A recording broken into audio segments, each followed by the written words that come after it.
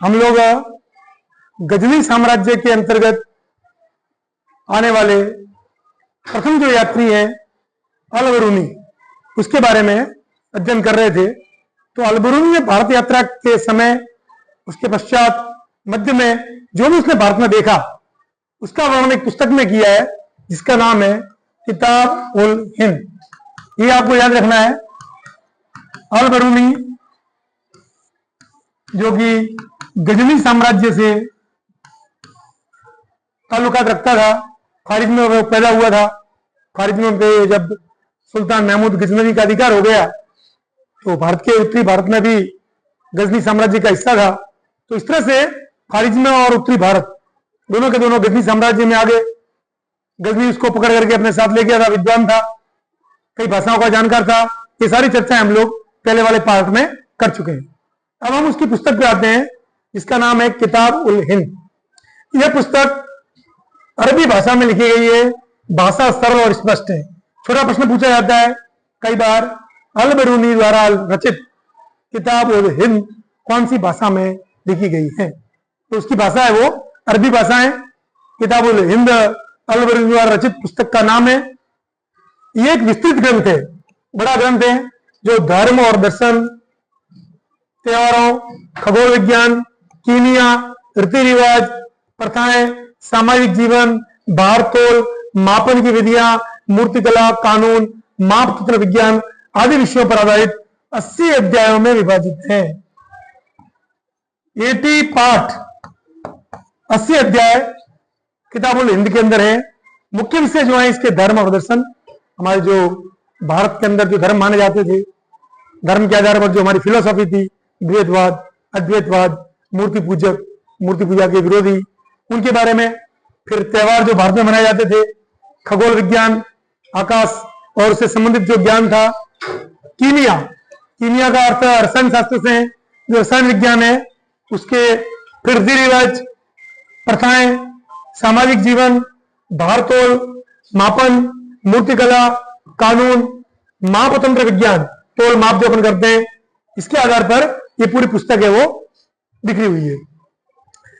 पुस्तक के लिखने का तरीका क्या है, ये बहुत महत्वपूर्ण चीज है कि एक प्रश्न पूछा गया है, फिर उसका उत्तर है। इस पुस्तक को अंत में विभिन्न संस्कृतियों से उसकी तुलना की गई है। एक प्रश्न पहले आएगा जिसको हम शिक्षा विभाग में या शिक्षा पढ़ाने के अंदर, शिक्षा विधियों के अंदर, शिक्षण विधियों के अंदर प्रश्नोत्तर विधि आती है।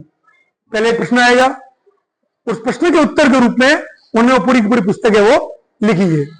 अब इस कार्य की, उस पुस्तक की विशेषता क्या है?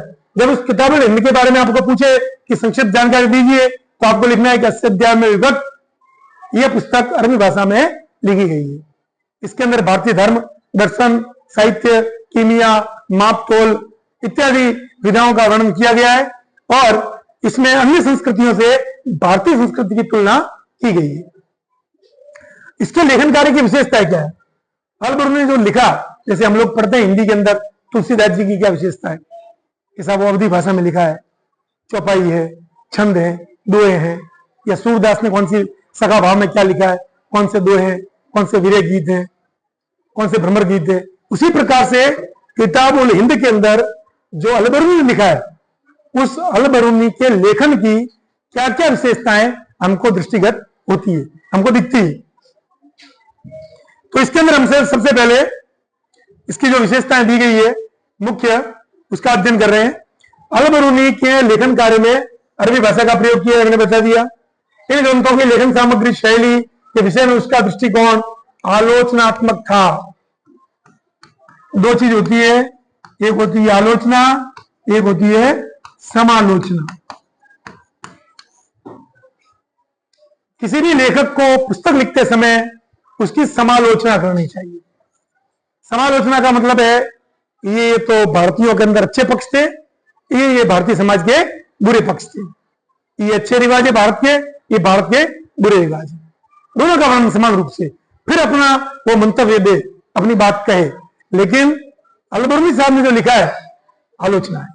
आलोचना का मतलब केवल बुरी चीजें, तो भारतीयों में क्या क्या बुराई उसको दिखी, भारतीय धर्म में, भारतीय दर्शन में, जो अरब से मेल नहीं खाते थे, उनकी दृष्टि में बुरी चीजें थी, वो उन्होंने उसका विस्तृत रूप से वर्णन इन 80 अध्यायों के अंदर किया है। ग्रंथ कथाओं से लेकर के खगोल विज्ञान और चिकित्सा संबंधी कृतियां भी शामिल हैं। ग्रंथ कथाएं जो भारतीय समाज में लोक प्रचलित कहानियां है, इसका कोई आधार नहीं है, न ऐतिहासिक आधार है, न उसका वैज्ञानिक या कोई शिलालेखीय या कोई भूगर्भीय इसका आधार है। वो कहानियां, फिर खगोल विज्ञान और चिकित्सा संबंधी कृतियां भी शामिल हैं उसके ग्रंथों के अंदर। प्रत्येक अध्याय में एक विशिष्ट शैली का प्रयोग किया गया है, जिसमें आरंभ से एक प्रश्न होता है, फिर संस्कृतवादी परंपराओं पर आधारित वर्णन और अंत में अन्य संस्कृतियों के साथ एक तुलना। मैंने आपको पहले बता दिया, एक प्रश्न होगा, प्रश्न का फिर उसने जब देखा उसकी दृष्टि में उसका उत्तर लिख दिया उसने। उत्तर के बाद में अंत में अरब संस्कृति से या अन्य जगह वो घुमा, उस संस्कृति से उसकी तुलना की उसने, और तुलना करके फिर उसने अपना निष्कर्ष जो दिया है वो आलोचना के रूप में है कि भारतीय समाज में ये चीज उसको अच्छी नहीं लगी। अब वो अन्य जगह से आया था, वहां की और भारत की भौगोलिक परिस्थिति अलग थी, वहां का दर्शन, वहां का धर्म अलग था, वहां के रीति रिवाज अलग थे, इसलिए वो भारत को कितना समझ पाया ये कहना बहुत मुश्किल है। वो विद्वान था, इसमें कोई शक नहीं है, लेकिन उसकी पुस्तक पर हम पूरा का पूरा विश्वास है वो नहीं कर सकते। अल-बर्नी ने भारतीय जाति व्यवस्था का जो वर्णन दिया है इस पुस्तक में, उसने ये बताने की कोशिश की है कि जाति व्यवस्था केवल भारत में ही नहीं बल्कि फारस में भी है, अन्य देशों में भी है। उसने बताया कि प्राचीन फारस में भी 4 वर्ग हुआ करते थे। अन्य संस्कृति से तुलना की है, भारत की तुलना फारस, 4 वर्ग वहां पर भी उसने बताए। पहला घुड़सवार और शासक वर्ग, भिक्षु और पुरोहित वर्ग, वैज्ञानिक, चिकित्सक, खगोल शास्त्री वर्ग, किसान और अन्य शिल्पकार वर्ग। ये 4 वर्ग उसने जो बताए, मेरे ख्याल से ये 4 वर्ग कोई भारतीय जाति व्यवस्था या सामाजिक व्यवस्था को नहीं दिखाते, ये भारत के आर्थिक वर्गों को दिखाते हैं कि कौन लोग राजा के वहां नौकरी करते हैं सैनिक के रूप में, तो घुड़सवार वर्ग कह दिया। जो पुरोहित लोग थे, पूजा पाठ का काम करते थे, मंदिरों में आरती करते थे, राजा को सलाह देते थे, वैदिक पुस्तकें पढ़ते थे, उनको उसने पुरोहित कह दिया। जो खगोल शास्त्र के बारे में, चिकित्सा के बारे में, विज्ञान के बारे में बात करते थे, तीसरी जाति बता दी इसको। और किसानों और शिल्पी मूर्तियां बनाते हैं, लोहारी का काम करते हैं, इन सबको उसने चौथा वर्ग बता दिया। ये आर्थिक वर्ग है भारत के। हम लोग ब्राह्मण, क्षत्रिय, वैश्य, शूद्र या भारत में कौन कौन सी जातियां ग्रामीण क्षेत्रों में रहती थी वो सब समझ नहीं पाया उसको, और केवल ऊपरी तौर पर जो देखा उसने कार्य करते हुए लोगों को, उस अनुरूप उसने उन फारस के 4 वर्गों की तुलना भारत से कर दी।